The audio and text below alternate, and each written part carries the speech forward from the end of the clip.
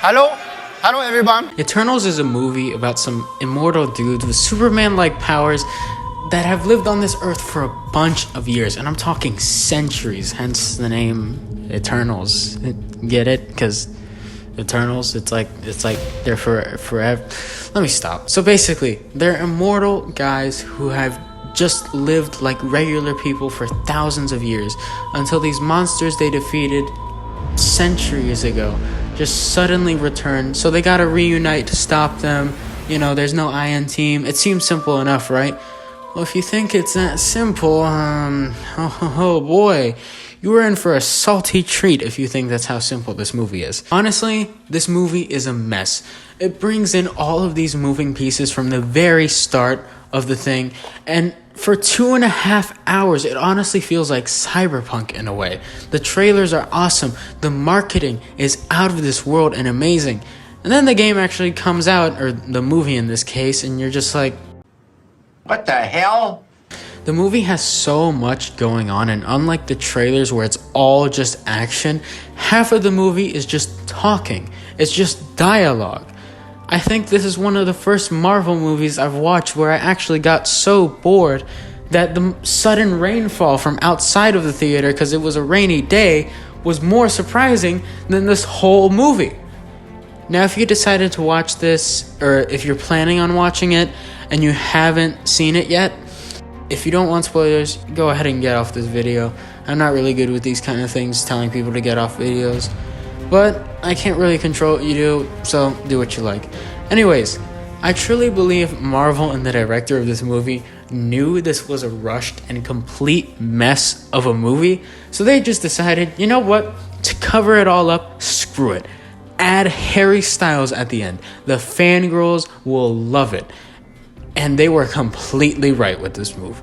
When I was at the theater, I was 2 seats away from these girls that looked 16 at the most, and the second Harry Styles popped up on that screen, them and a bunch of other people in the back and the front started going crazy, like they just forgot how messy and weird this movie was.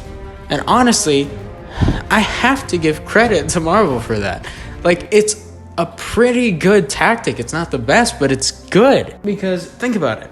This entire crowd of people who are cheering on are going to be like, oh my gosh, I have to tell my friends about this. I have to tell these other people about it. And then that's going to bring in more money, and the cycle is just going to keep on continuing. So money-wise, that was a really smart move. But everything else about this movie, it still sucks. Do any of y'all remember Tenet? You know that movie that came out during quarantine that was like absolute garbage?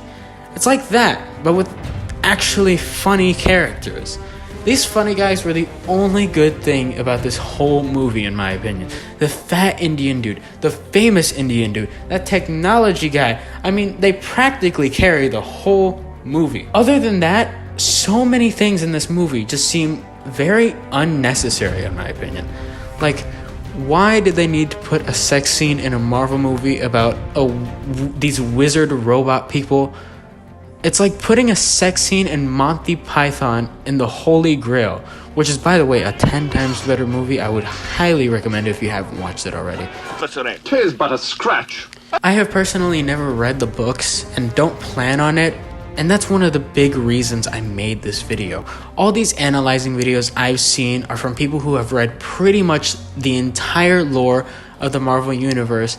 Meanwhile, half the time in this movie, I have no idea what's going on. Absolutely not a zero clue, if that makes sense. To me, this movie is a lot like Tenet. It starts off great, and then it's garbage. Then it ends great.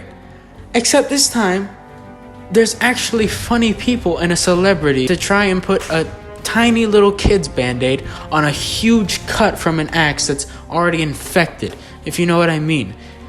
The sex scene I have to mention again as well, because how the hell in the scene you go from subtle flirting to sex in the span of like 2 days? These are robot wizard people. Do you have some sort of knowledge after like 500 years of being on Earth about other people? By 2 days, yeah, they've known each other for quite a while, that being 500 years, but when they started to know each other, it was like 2 days. So, yeah, that's what I meant. Anyways, back to the video. The plot of the film just goes in one ear and out the other. Because, again, there's just so many moving pieces you're trying to understand. But the whole time, by the movie is over, you don't feel like, wow, what a great movie. This is just, I'm gonna watch this again. You're just like, what the hell was half of what I just watched supposed to even mean?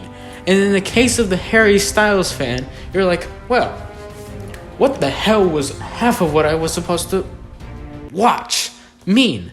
But hey, I mean, there's Harry Styles in it, so 10 out of 10. And the worst part is you don't need to read all the comics to understand Eternals from the articles I've read. There's just so many spinning plates in it, ready to topple over and shatter all over the floor when it comes to the plot. But then they add new characters. And instead of this shy guy just continuing to be that shy, kind of funny person who is also the human boyfriend of one of these Eternals, he suddenly becomes this high and mighty guy while there's this mystery dude talking to him in the background. It's just so weird. Like, where is this plot going? Don't get me wrong, just like a lot of Marvel movies nowadays, this movie does have its great moments, but it's just dug deep down in this dirt of different things you, the consumer, are trying to unfold in this 2.5-hour movie of talking, sex, and Harry Styles. It all just eventually becomes this big mess. It gets to the point where it's frustrating and annoying. Overall, I give this movie a 4 out of 10 with full honesty. The 3 points being the 3 funny people in this movie who basically made the whole movie a whole lot better to handle instead of it being just one big headache. And the 1 point because of the actually decent parts in the movie that were necessary, that added to the plot, and were meaningful. Anyways, yeah, that's this whole video. See ya. Fly me to the moon.